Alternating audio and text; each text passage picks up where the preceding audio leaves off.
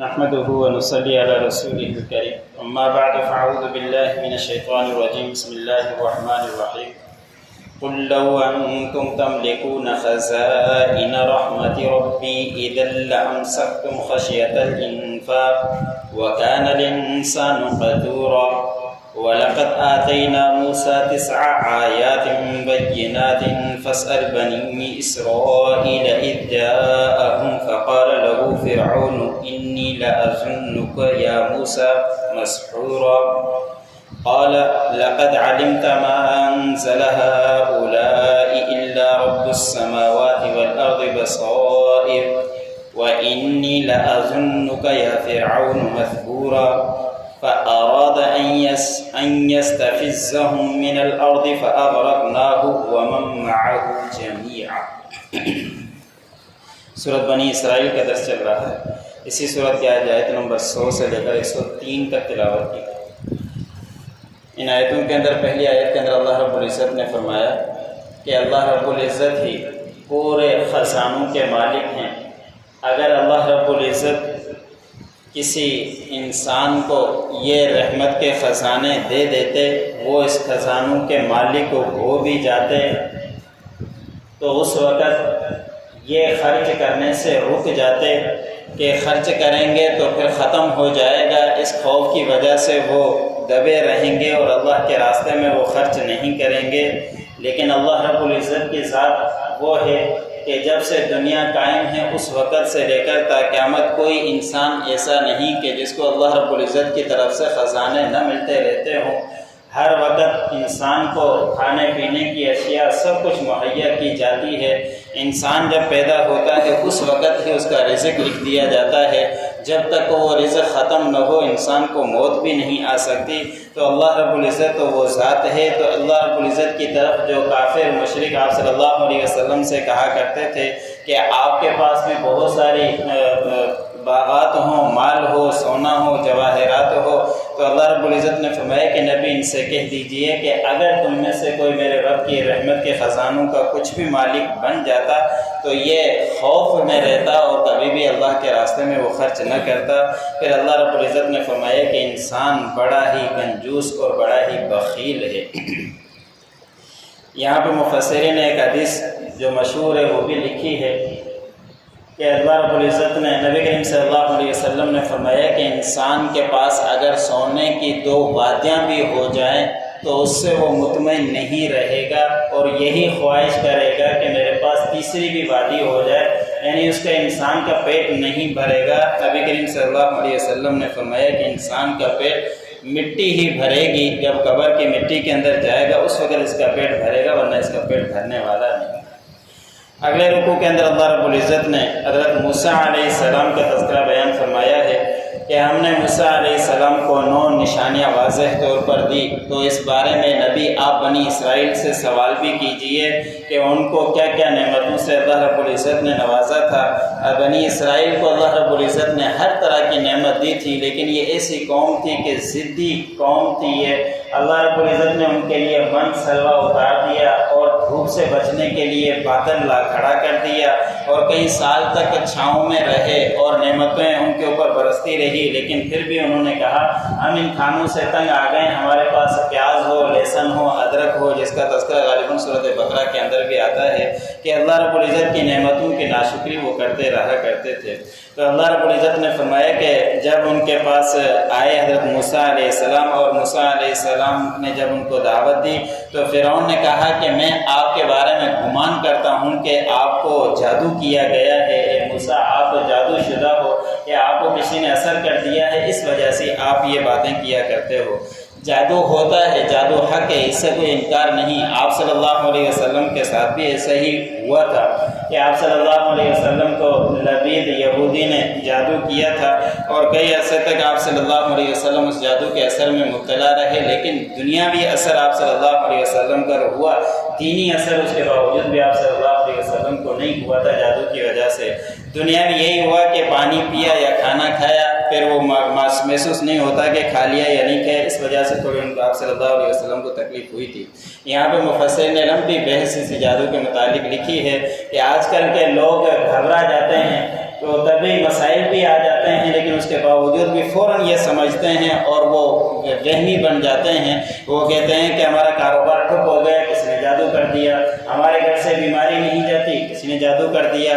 تو ہر گھر کے اندر اتنی آسانی کے ساتھ کوئی جادو نہیں آتا، کچھ مسائل ہو جاتے ہیں، اس میں اللہ رب العزت کی طرف سے حکمتیں ہوا کرتی ہے کہ ہر بات کی طرف جادو کی نسبت کر دینا یہ ایک طرح سے وہم ہے، اس وہم کو ذہن سے نکال لینا چاہیے تو یہ تمام مسائل بھی حل ہو جائیں۔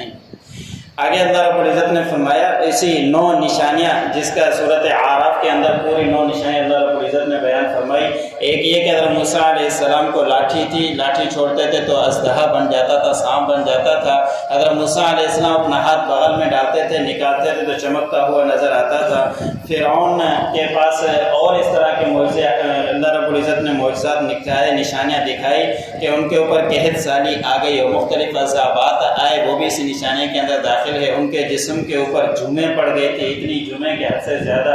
ان کے کھانوں کے اندر مینڈک آ جایا کرتے تھے، ان کے کھانے کے اندر خون بھر دیا جاتا تھا۔ اس طرح کی ان کی کیفیت ہوئی تھی کہ اس طرح کی نشانی اللہ رب العزت نے فرعون کو دکھلائی حضرت موسیٰ علیہ السلام کے ذریعے، لیکن انہوں نے ضد اور حضرمی کی وجہ سے نہیں مانا۔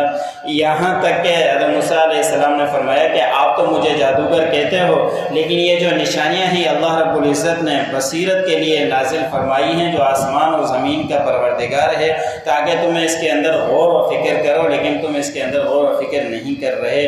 پھر حضرت موسیٰ علیہ السلام نے فرمایا کہ اے فرعون، بے شک میں آپ کے بارے میں یہ گمان کرتا ہوں کہ تو ہلاک ہونے والوں میں سے ہے، کہ تیرے اوپر ہلاکت آنے ہی والی ہے، تو ضد و حرمی کی وجہ سے بات کو نہیں مانتا تو ہلاکی ہوگا۔ پھر فرعون نے مشورہ کیا اور مشورہ کرنے کے بعد سوچا کہ میں اب ان کو یہاں سے دھتکار دوں، نکال دوں، کہ ان کو یہاں سے ختم کر دوں، یہاں سے چلے جائیں اور کسی اور زمین کے اندر چلے جائیں۔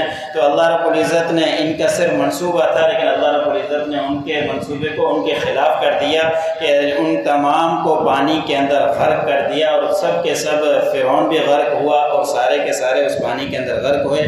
جب حضرت موسیٰ علیہ السلام اپنی قوم کو لے کر گئے تو بحر کلثم کے پاس پہنچے تو اس وقت دریا تھا، پیچھے فرعون کا لشکر تھا۔ حضرت موسیٰ علیہ السلام کے جو پیروکار تھے گھبرا گئے اور انہوں نے کہا کہ آگے پانی اور پیچھے فرعون کا لشکر، ہم تو پھنس گئے۔ تو موسیٰ علیہ السلام نے فرمایا کہ گھبرانے کی بات نہیں، اللہ رب العزت ہماری مدد کریں گے۔ پھر اللہ رب العزت کی طرف سے حکم آتا ہے کہ لاٹھی کو پانی پر ماری ہے، لاٹھی کو پانی پر مارا تو اس کے اندر راستے بن گئے۔ حضرت موسیٰ علیہ السلام اور ان کی قوم صحیح سالم وہاں سے نکل گئے، اور جیسے ہی فرعون پہنچا اور بڑا خوش کے ہو کر کہنے لگا کہ دیکھو میں ہی رب ہوں، میرے لیے راستے بنا دیے گئے ہیں، اب یہاں سے تم داخل ہو جاؤ، نکل جاؤ وہاں سے سمندر سے۔ بیچ سمندر کے اندر پہنچے تو اللہ رب العزت نے پانی کو حکم دیا اور وہ اسی کے اندر غرق ہو گیا۔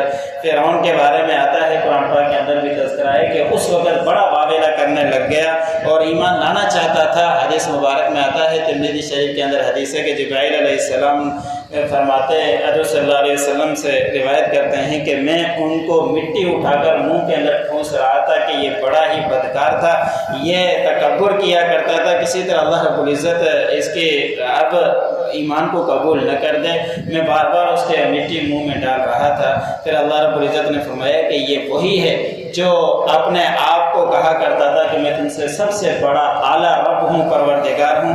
تو اس کی نشانی کے طور پر سمندر سے اس کی لاش کو باہر پھینکوا دیا۔ اللہ رب العزت نے فرمایا کہ یہ قائم رہے گی تاکہ آپ خدائی دعویٰ کیا کرتے تھے، اب سارے اس کو دیکھ لیں کہ اس کی کیا کیفیت ہوگی۔ قُلْ لَوْ أَنْتُمْ تَمْلِكُونَ خَزَائِنَ رَحْمَتِ رَبِّي، کہہ دیجئے کہ اگر تم میرے رب کی رحمت کے خزانوں کے مالک ہو جاتے، اِذًا لَأَمْسَكْتُمْ خَشْيَةَ الْإِنفَاقِ، اور اس وقت تم مال کے ختم ہونے کے ڈر سے اپنے ہاتھ کو روک لیتے۔ وَكَانَ الْإِنسَانُ قَتُورًا، بے شک اللہ رب العزت نے فرمایا کہ انسان بڑا ہی بخیل اور کنجوس ہے۔ وَلَقَدْ آتَيْنَا مُوسَىٰ 9 آیَاتٍ بَيِّنَاتٍ، اور تاکہ ہم نے دی موسیٰ کو 9 نشانیاں واضح طور پر۔ فَاسْأَلْ بَنِي اسرائیل، اور اس بارے میں بنی اسرائیل سے سوال کیجئے۔ اِذْ جَاءَهُمْ، جب حضرت موسیٰ علیہ السلام ان کے پاس آئے، فَقَالَ لَهُ فِرْعَوْنُ إِنِّي لَأَظُنُّكَ يَا مُوسَىٰ مَسْحُورًا، بس حضرت موسیٰ علیہ السلام سے فرعون نے کہا کہ بے شک میں آپ کو گمان کرتا ہوں کہ آپ کو جادو کر دیا گیا ہے۔ قال لقد علمت ما انزل هؤلاء الا رب السماوات والارض بصائر۔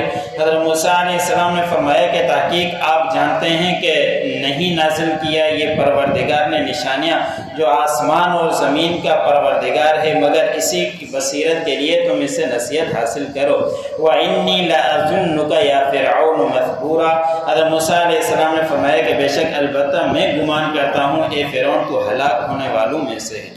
فَأَرَادَ أَن يَسْتَفِزَّهُم مِّنَ الْأَرْضِ۔ فرعون نے ارادہ کیا کہ ان کو زمین سے دھکیل دے۔ فَأَغْرَقْنَاهُ، پس ہم نے فرعون کو غرق کیا، وَمَن مَّعَهُ جَمِيعًا، اور جو کوئی ان کے پیروکار تھے ان تمام کو بھی سمندر کے اندر پانی کے اندر غرق کر دیا۔ جو